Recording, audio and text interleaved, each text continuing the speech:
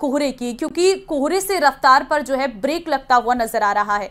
सड़क, रेल, हवाई यातायात प्रभावित हुआ है। 9 घंटे तक देरी से चल रही ट्रेनें। आज 22 ट्रेनें देरी से पहुंची दिल्ली। घने कोहरे की वजह से कई उड़ानें जो हैं वो भी प्रभावित हुई हैं।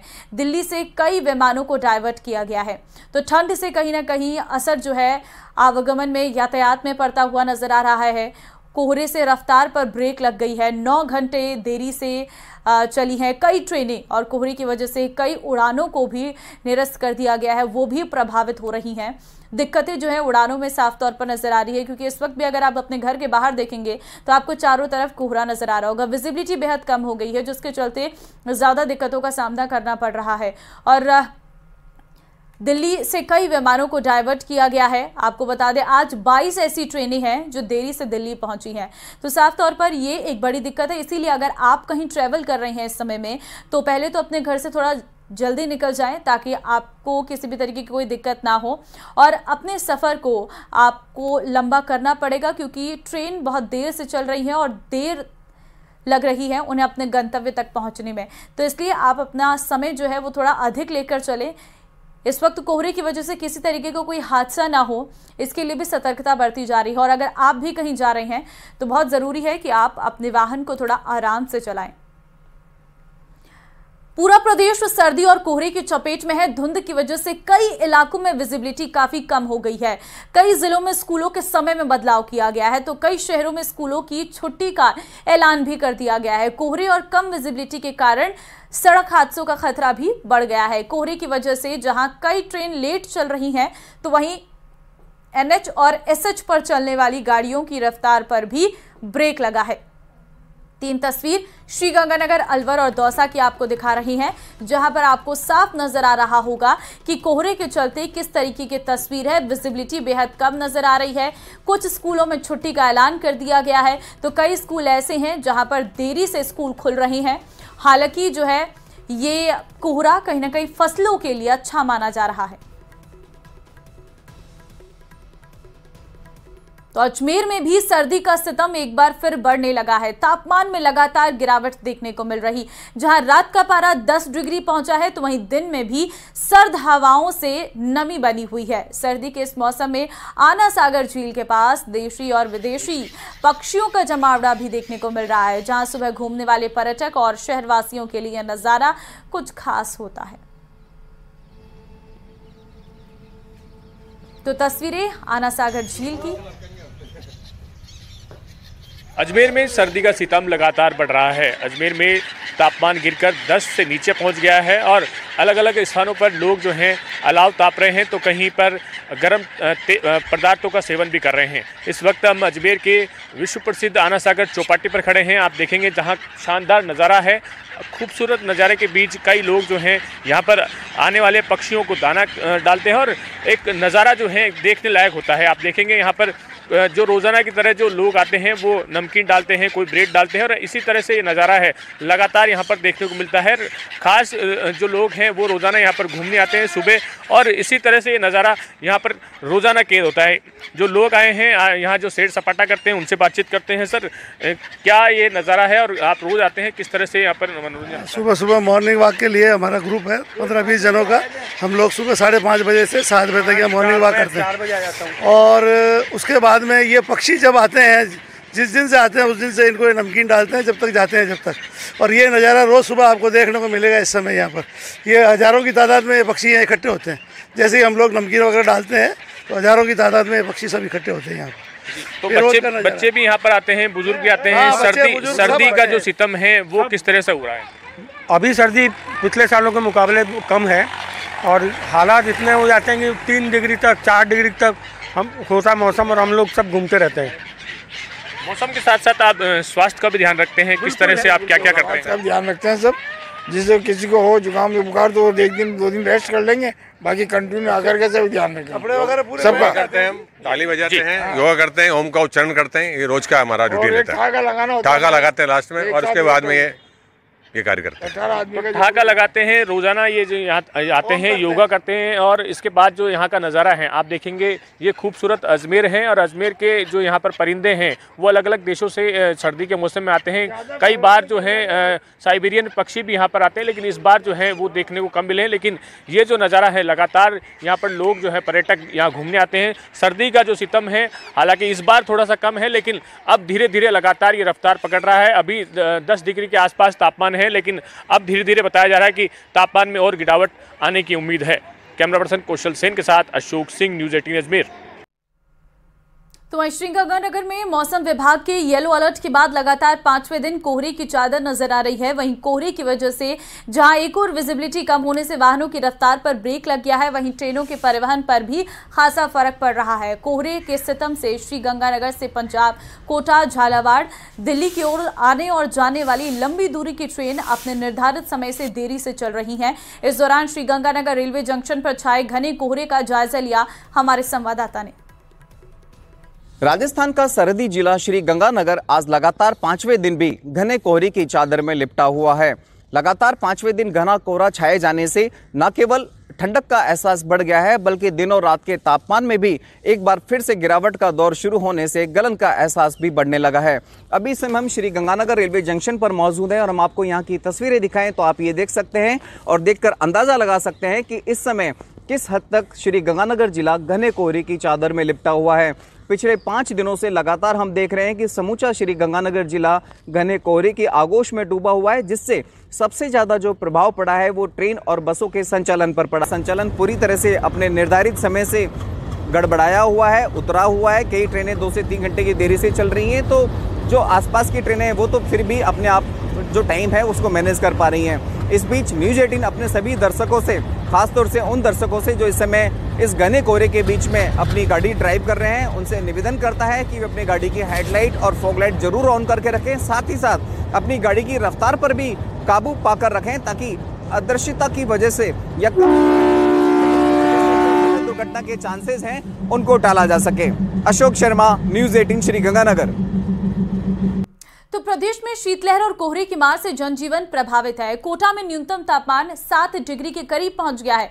हालांकि आज कोहरे से थोड़ी निजात जरूर मिली है। दिल्ली से आने वाली ट्रेनों पर कोहरे का बड़ा असर देखने को मिल रहा। कोहरे के चलते ट्रेनें प्रभावित हो रही, तो वहीं कई इलाकों में कोहरे के चलते सड़क यातायात भी प्रभावित होता नजर आ रहा। 2023 की विदाई, 2024 का वेलकम ठंड के तीखे तेवर के साथ में होने वाला है। जैसे जैसे दिसंबर का एंड हो रहा है, ठंड के तेवर तीखे होते जा रहे हैं। कोटा के स्टेशन इलाके में तापमान 7 डिग्री तक पहुंच गया है और फिलहाल कोटा के ये किशोर सागर तालाब की तस्वीर है। देख सकते हैं आप कि तस्वीर अपने आप में बोलती है और तस्वीर अपने आप में ठंड के एहसास को भी आपको करा देगी।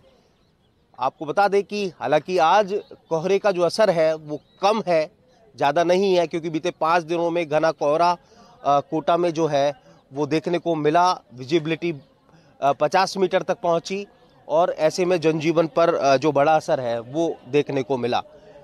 एक तस्वीर ये भी आप देखिए, कोटा के किशोर सागर तालाब के किनारे की ये सड़क, जिसे वॉकर्स की सड़क कहा जाता है, मोटे तौर पर जो लोग हैं वो यहाँ पर वॉक करने के लिए आते हैं। सीबी गार्डन है तो लोगों की दिनचर्या में है कि सुबह और शाम को लोग यहाँ पर पहुँचते हैं, लेकिन ठंड का असर है कि लोग अपने आप को पूरा कवर अप करके, पूरा अपने आप को ढक करके अपनी जो दिनचर्या है उसको यहाँ पर पूरा करते हुए नज़र आ रहे हैं। दिल्ली की तरफ से आने वाली जो सड़कें हैं, जो ट्रेन्स हैं, उन पर भी घने कोहरे का जो असर है वो देखने को मिल रहा है, क्योंकि कई जो ट्रेन्स हैं वो कई घंटे की जो देरी है उससे कोटा पहुँच रही हैं।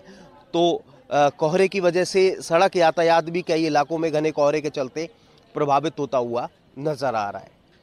तो ठंड का असर लगातार बढ़ता हुआ और न्यूनतम तापमान लगातार गिरता हुआ। हिमांशु मित्तल, न्यूज़ 18 कोटा।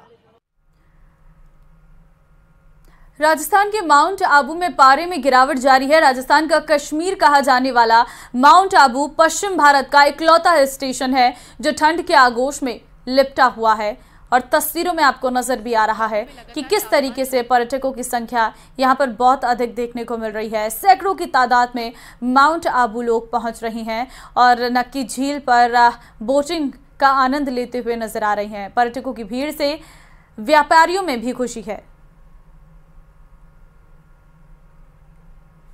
जो लगातार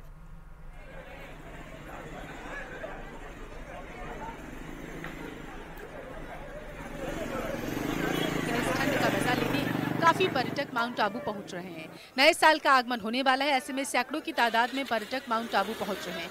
बताते चले कि पर्यटक सुबह से ही नक्की झील के बाहर वॉकिंग करते दिखाई दिए। राजस्थान के कश्मीर कहे जाने वाला माउंट आबू पश्चिम भारत का इकलौता हिल स्टेशन है जो लगातार पिछले 27 दिनों से ठंड के आगोश में लिपटा है। लेकिन पर्यटक इस गुलाबी ठंड का मजा ले भारी संख्या में आ रहे हैं। जैसे ही सूरज निकलता है पर्यटकों का मजा दोगुना हो जाता है। क्रिसमस के पहले से लाखों पर्यटक माउंट आबू पहुंच चुके और अब क्रिसमस खत्म होने के बाद 29 से 31 दिसंबर तक माउंट आबू में शरद महोत्सव का आयोजन होने वाला है। ऐसे में पर्यटकों की भीड़ लगातार बढ़ती जा रही है। बताते चले कि 29 से 31 दिसंबर तक चलने वाला शरद महोत्सव में राष्ट्रीय अंतर्राष्ट्रीय कलाकार अपनी कला को दिखाएंगे। ऐसे में पर्यटकों की भारी भीड़ देखनी जा रही है।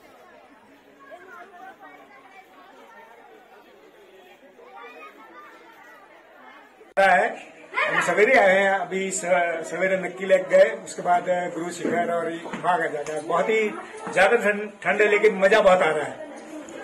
आप बताइए कि आप क्या कहना चाहते हैं? बहुत ज्यादा ठंड है पर है ना वो ठंड इतनी फील नहीं हो रही है क्योंकि एंजॉय इतना करना है कि ठंड फील ही नहीं होती। बाकी माउंट आबू का वेदर बहुत अच्छा है, सबको आना चाहिए माउंट आबू एक बार तो इस मौसम में ये वेदर एक्सपीरियंस। तो फिलहाल क्योंकि हम लगातार देख रहे हैं कि ठंड के आगोश में इस वक्त पूरा राज्य है और ठंड की दस्तक के बाद से ही लोग गर्म कपड़ों का इस्तेमाल कर रहे हैं। अलवर की तस्वीर भी हम आपको दिखा रहे हैं। कोहरे से ट्रेनें जो हैं वो प्रभावित हुई हैं।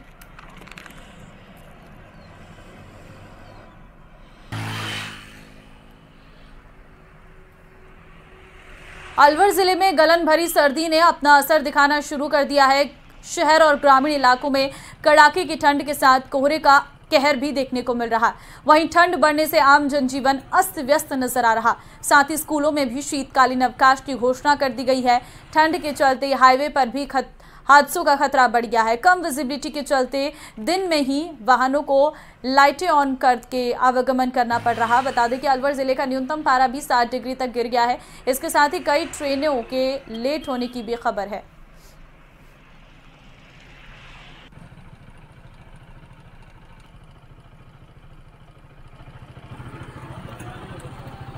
और चलिए अब बात उत्तराखंड के चमोली की कर लेते हैं, जहां पर कड़ाके की ठंड ने लोगों की दिक्कतों को बढ़ा दिया है। पहाड़ों में पल पल मौसम का मिजाज बदल रहा। ठंड की वजह से पानी के प्राकृतिक स्रोत जम रही हैं और इसके साथ ही पाला भी लोगों की परेशानी को बढ़ा रहा। हालांकि पहाड़ों में बारिश और बर्फबारी का इंतजार भी लोग कर रहे हैं।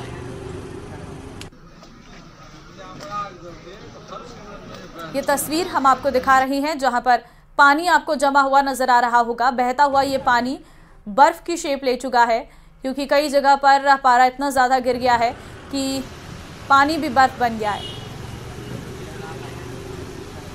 उत्तराखंड में कड़ाके की ठंड ने लोगों की मुश्किलें बढ़ा दी है और पूरे प्रदेश में उत्तरी पश्चिमी हवाएं चलने से कड़ाके की ठंड पड़ रही है। मौसम विभाग ने ऊपरी इलाकों में बर्फबारी का पूर्वानुमान जताया है और इसके साथ ही 30 दिसंबर को उत्तरकाशी, चमोली, रुद्रप्रयाग, अल्मोड़ा, पिथौरागढ़ में बारिश का अलर्ट जारी किया गया है। कोई उड़ीसा से, कोई यूपी।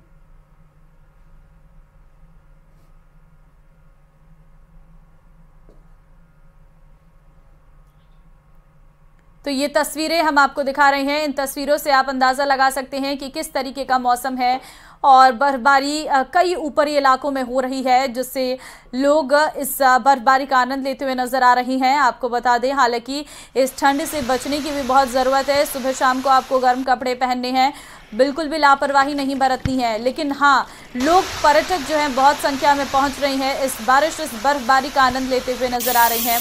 अभी पहाड़ों में भी कई सालों की तुलना में कम बर्फबारी हुई है। कई इलाके जो ऊपरी इलाके हैं वहां पर बर्फबारी देखने को मिल रही है और वहां पर पर्यटक पहुंच रहे हैं और इस बर्फबारी का आनंद लेते हुए नजर आ रहे हैं।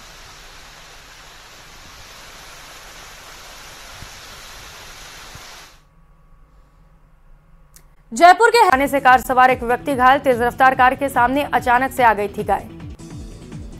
प्रतापगढ़ में बीती रात हुए सड़क हादसे में घायल 3 चचेरे भाइयों में से एक ने उपचार के दौरान तोड़ा दम, 2 की मौत हो गई। अनूपगढ़ के रावला में इंदिरा गांधी नहर परियोजना की आरडी 507 हेड से निकलने वाली रोजड़ी वितरिका में कटाव आने से सिंचाई